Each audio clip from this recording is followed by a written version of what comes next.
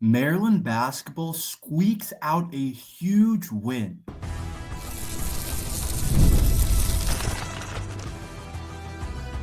You are Locked On Terps, your daily podcast on the Maryland Terps, part of the Locked On Podcast Network. Your team every day.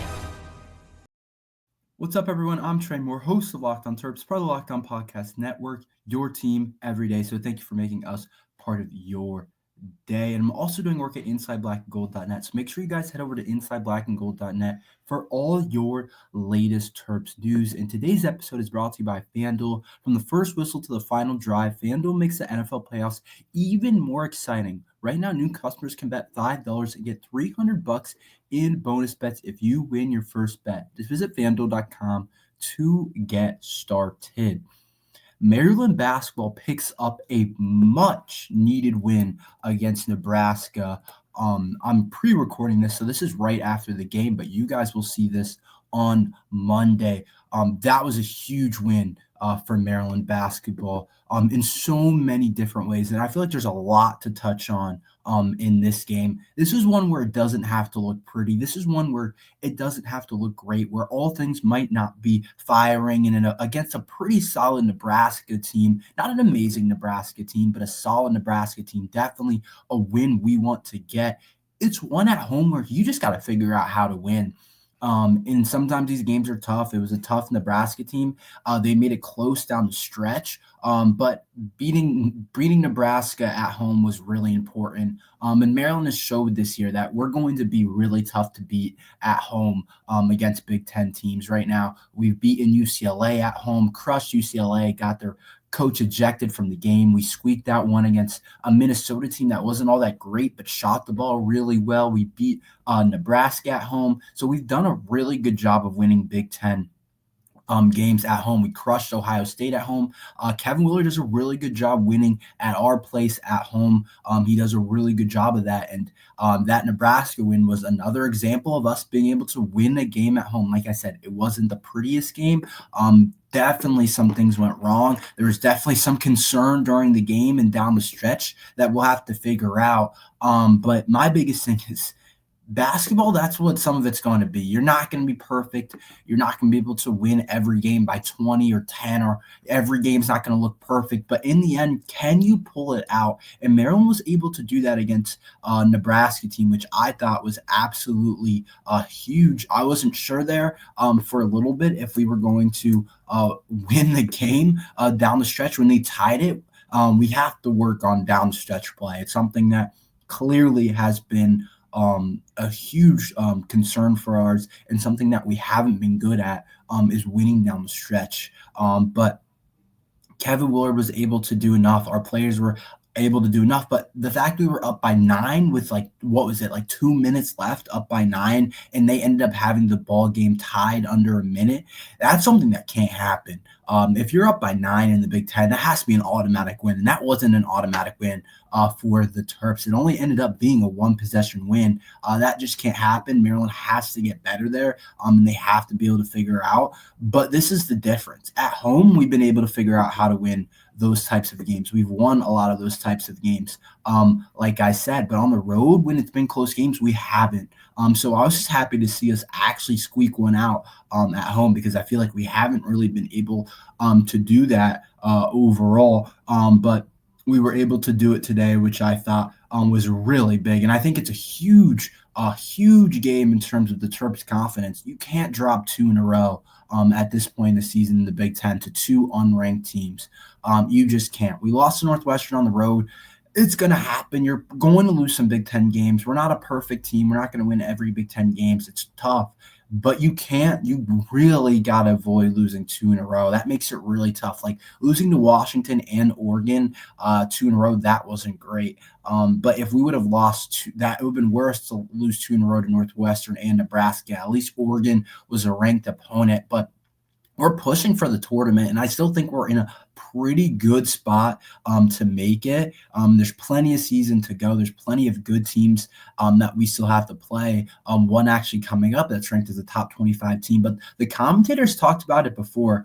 all of our quad one wins kind of are out of the quad one now. Ohio State, which was a quad one win for a little bit there after they got a big win over Kentucky and some other things went their way as well. As Villanova was a quad one win for a little bit in time, but those have kind of dropped off. So Maryland needs to get some big wins, and they also can't just lose some of these games against Nebraska. So I think that's another reason why I always am going to bring it back to our resume, because I think that's the most important part about college basketball. I think that's what most people want.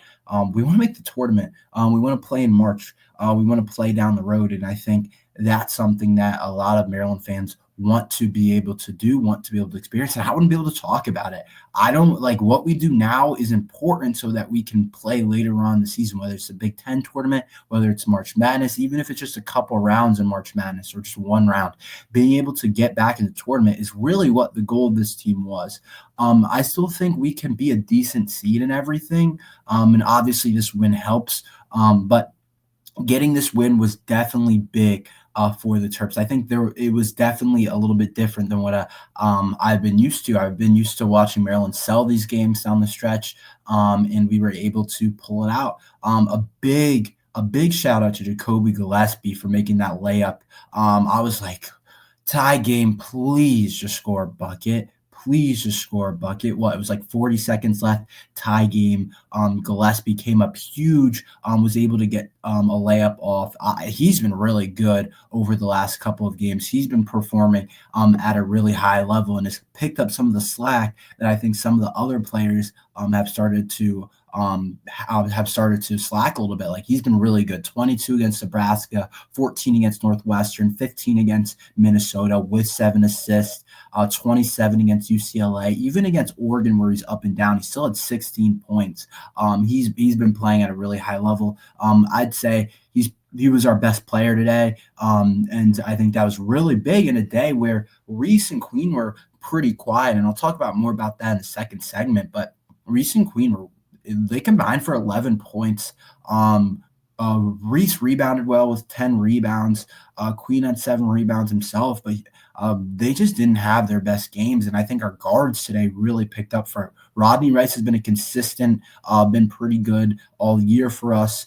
He had 15, shot well from the free throw line too. Was able to get to the rim a little bit. Selton Miguel, we had mixed emotions. I feel like a lot of the Maryland fans had mixed emotions on Miguel. He had a decent game. There's a point in the game where beginning of second half where he was able to get things going, made a couple threes in the first half that were also big. 5 of 14. You still want him to be a little bit more efficient. At times it feels like he's jacking up threes and holding the ball instead of swinging it. And it happened again. It happened against Northwestern where he looked off Jacoby Gillespie, should have thrown it to Gillespie, who's been shooting the 3-ball really well. Back to Gillespie for a moment. 5 of 9 from the 3-point line, 5 3-pointers for Gillespie. That's really good stuff from the guard. But Miguel, there's a couple times where he just looks guys off, doesn't throw guys the ball, and it's like, why? I'm not exactly sure why some of those things happen, but I thought Maryland had – it was kind of a sluggish game. It wasn't the biggest offensive game. We ended up shooting not bad from the 3-point arc, 40% from 3-point arc. We really were poor from the free throw line. 58% from the free throw line just ain't getting it done. A big reason was because of Jordan Geronimo's 0 for 2, but we didn't shoot that many. We only got to the line 12 times. I think a big part of it was we're used to Reese and Queen shooting a lot of free throws. Like what? Reese had like 14 free throws or something last game. He went like 13 or 14, I think it was. This game, Reese didn't get to the free throw line, and he wasn't really finishing inside like he normally does. The commentators were talking about it, and it was clear. Like there was a couple of just missed layups that Julian Reese had that just can't happen.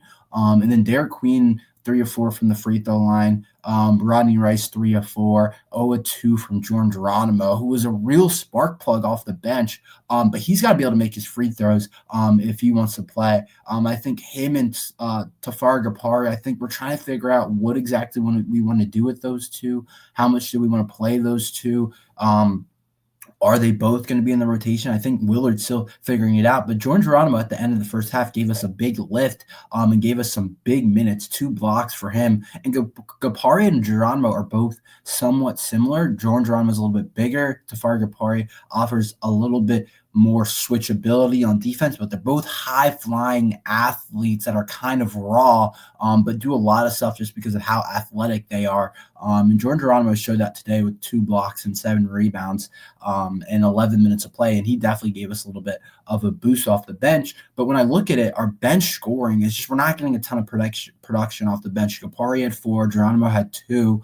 Deshaun had 2. Jay Young didn't score, so we're not getting a ton of production off the bench. That's something that's definitely something we have to work on. But we were lucky because we played a Nebraska team that didn't shoot well from the free throw line themselves, only 54.5% from the free throw line. They shot below us from the three-point line at 37%, which definitely isn't bad, but only 46% from the field. Maryland was only 44% from the field, so we weren't much better. Both teams turned over the ball a good amount. Nebraska 13, Maryland 12.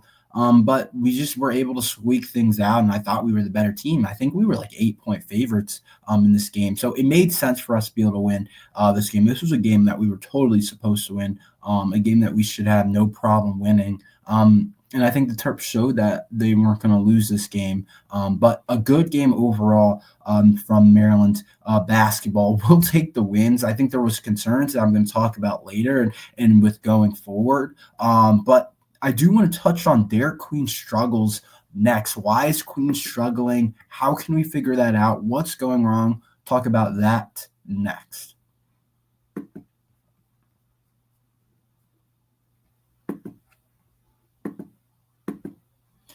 This message is brought to you by Prizepicks, the place to get real money sports action. With over 10 million members and billions in winnings, Prizepicks has changed the game in daily fantasy sports. Whether it's the playoffs or regular seasons, Prizepicks has made it easier than ever to win big while enjoying all of the football action. Now it's playoff time, and there's no better way to get in on the action with Prizepicks. Here's how it works. You simply pick more or less than on at least 2 players, and if your picks hit, you can win up to 1,000 times your cash. Yes, that's right, 1,000 times your cash, just by making a few simple picks. For me, I'm all about the hot takes this season. This week on Prizepicks, I'm looking at Lamar Jackson for more than 250 passing yards and Travis Kelce for more than 70 receiving yards. Excuse me. It's fun to predict and easy to play. Plus, with Prizepicks Flex Play, you can still double your money even if one of your picks doesn't hit. And with the app, you get your winnings fast and sometimes in as little as 15 minutes. Ready to run your game this football season? Download the app today and use code LOCKEDONCollege to get $50 instantly after you play your first $5 lineup. That's just $50 for playing. Don't wait. Take your game to the next level with Prizepicks. Prizepicks, run your game. Derik Queen has been struggling, and eventually it's going to really hurt the Terps. Queen has been up and down over the last couple of days, over the last couple of games, not days. And I think we really got to figure it out with him. I think we have this thing this year offensively, which is a good thing. I just think we're more balanced than what we were last year. And if Queen was on last year's team, I think he would have had to score like 18 points every night, 20 points every single night for us to be able to win. Obviously, that was similar to what Jameer Young was last year. But I think earlier on the season, we were really dependent on him. But I think we've become less and less dependent on him. And obviously, we need him to be at our best, to play at a high level. But I do think we want to get this thing figured out because today, obviously, he just didn't have much of an impact on the game. Didn't play really well at all. Only had 3 points. All came from the free throw line. Didn't make a single field goal, which has to be the first time all year. Yeah, when I look back, every single game this year, he's made at least one field goal. And he just really didn't look great out there. He also turned over the ball 3 times. So 0 for 4 from the field, 3 of 4 from the free throw line, which isn't bad, but 3 turnovers with 3 points. It's just not getting it done. And this year he's been, I think, our leading guy in terms of turnovers, and he's not a guard, so it's just like you can't turn over the ball as much as he is. When I look back at some of these scores, he's turning over the ball a ton per game. Against Northwestern, 5 turnovers, Minnesota 3, against UCLA 5, Oregon 2, Washington 2. He's been turning over the ball. Syracuse 3. He's been turning over the ball way too much. And earlier on the season, he was definitely, sometimes he had games where he turned it over, but it wouldn't be as much as he currently is. And I think that's making it harder for us to close out game when our bigs are turning over the ball as much as they do. But I'm telling you now, I think he's going to be fine. I think he's still probably our best player. He's our most talented guy for sure in terms of ceiling, what he can become at the next level. I don't even think that's a discussion. He's our most talented guy. But if Maryland wants to make any type of run later on the season, they're going to have to figure this out with Queen, because earlier on in the season, every game, every big game, every time we would play someone with some meaning, somebody that we needed to beat, somebody that was really good, he would come to play. Like, look at earlier on the year. When we played 15th ranked Marquette at home, he had 24 points. When we barely squeaked out a 1-point win against Villanova, who did we go to down the stretch? Derik Queen with 22 points. Against Purdue, when we were trying to go back and forth with Purdue on the road against a really good Purdue team, he had 26 points. He's been a big part of what we do when we win games. Minnesota, just a couple weeks ago, when we needed to figure out a way to beat a Minnesota team that shot the ball really well, 27 points. But he's just been really inconsistent over the last 6 or 7 games or so. And then, of course, like when you look back at it, last game against Northwestern, 33 minutes, 9 points, 5 turnovers, 4 of 9 from the field, just isn't getting it done. And I think early on the season, we really looked for him to initiate offense. And I'll be honest, I think some of the reason is because it's tough for a big man like Reese to play along, or a big man like Queen to play along Julian Reese. It just is. And that's a big part of the reason why some games Reese will go for 20 and 10 and other times Queen will. It just depends on how the game flow goes, how the ball bounces, to be honest, who we get down on the post, who gets the offensive rebounds. It's tough for one of them just to dominate. If we had a starting lineup where, let's say, Julian Reese was out of there and Tafari Gapari was playing every single day and playing starting minutes, Queen would have a lot easier of a job because it'd be a lot more space. He would be getting a lot of those looks down low. And sometimes it's hard to get both of those guys going, along with, you want to get shots to Rodney Rice, who's been good. You want to get Jacoby Gillespie the ball in his hands a lot of pick and roll with him. Sometimes it's going to be hard for Queen to get going. And I said a couple weeks, I think I made a mistake. I said Queen has to be great for this team to be good. And I don't think that's the truth. He just has to not turn over the ball and play smart. And sometimes he'll go for 25. Sometimes he'll go for 8. If he does that, Maryland's going to win games this year. If he starts to turn over the ball less, I think that's something that's really important and something that he can do better. But overall, you're going to have struggles as a freshman. That's just what it is. It's not going to be all perfect, everything going well. That's just not how it's going to go in college basketball. And I do think he's fine. I do think he has to be turn over the ball less, play more efficiently for us to win later on the season. And we're going to need him this Big Ten season. But it's nothing to worry about. But I do think it's something Kevin Willard wants to figure out. Maybe give him a couple more sets, maybe figure out how to get him the ball more when Reese is out, different things like that. But he's still having a tremendous freshman season, one of the better Maryland freshman seasons we've seen, and he's still been really good. So I'm not overly concerned. Maryland basketball got a win today, of course, like I've been talking about. But I'm still kind of nervous about the upcoming stretch and how we won the game today. Talk about that next.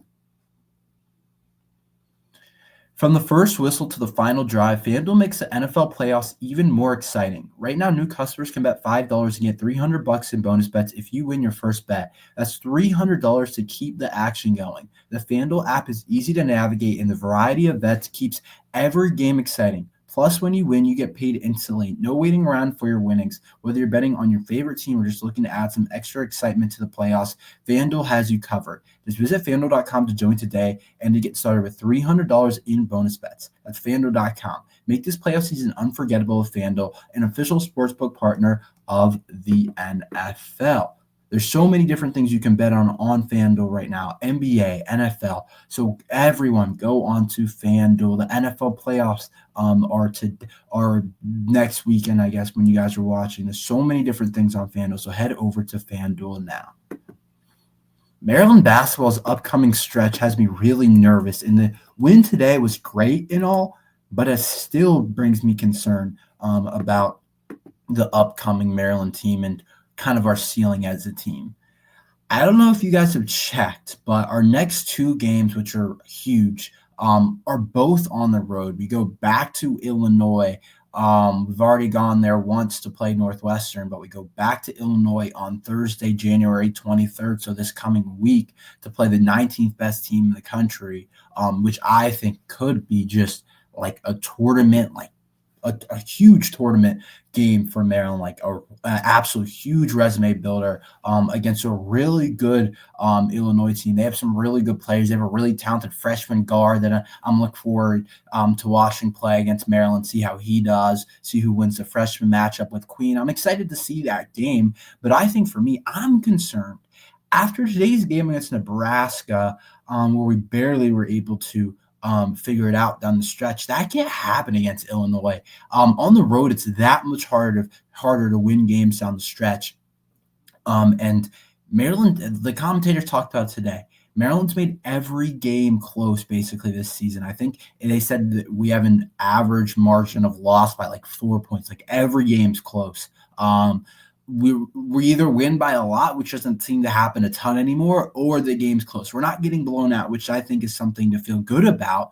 But it's also something where if we can't figure out how to play better down the stretch, because that game should not have only been a 3-point win by Maryland. Maryland should have won that game by at least probably 6-7 points. I understand if they make somewhat of a run down the stretch, but you can't blow a 9-point lead at home. You just can't against the Nebraska team that you're better than. That can't happen.